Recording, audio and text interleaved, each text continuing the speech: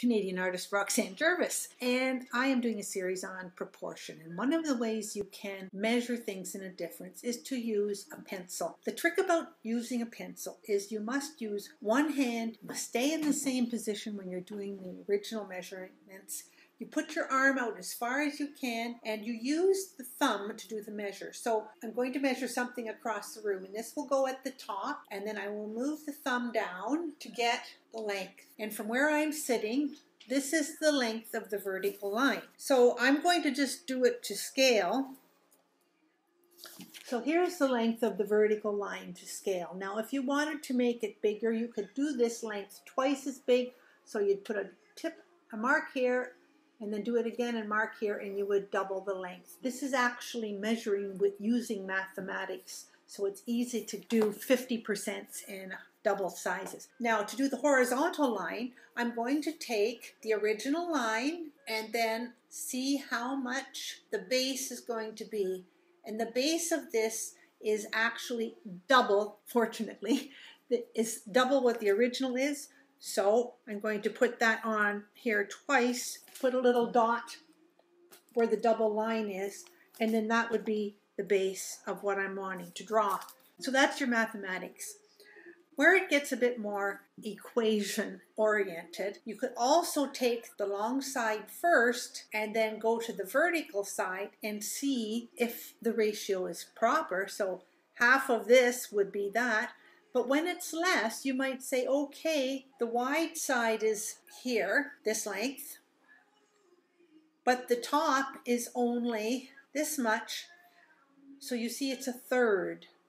Double checking, you can put this line on here and then take a third of this, whatever your original line is, and go to that. I know it sounds confusing, but you will see a lot of artists who've been drawing for a long time. You will see them go like this, put their thumb down. Okay, I want to make it double the size on my book or in my drawing. So all of a sudden you have the double size there. And then you just take what you have from here, make the double size once, twice. And right there, you also have the same proportions. When you're doing a building on a corner though, this is where it gets a little bit different because you're going to have two sides of your building showing. So you always start at the closest corner, putting this at the closest corner, and then don't go on an angle. Keep your pen perfectly horizontal and measure the width. Mark it with your thumb, put it down here, and just draw a thin line where that right-hand wall is. And then you do the same thing for the other side and do a thin line where the left-hand wall is. I don't know if you can see my thin line, it's right here. So that is the width of the building. Okay?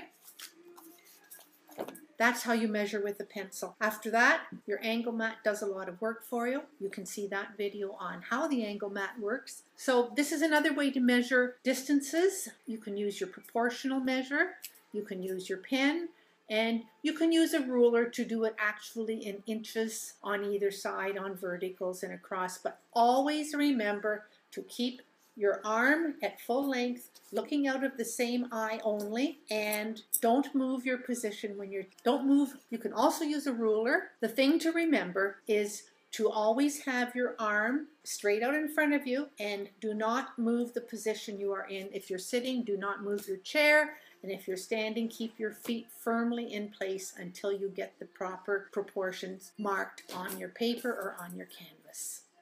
Subscribe for more videos, and if you like what you're seeing, please share with your friends. And thank you for watching. I hope this is helping.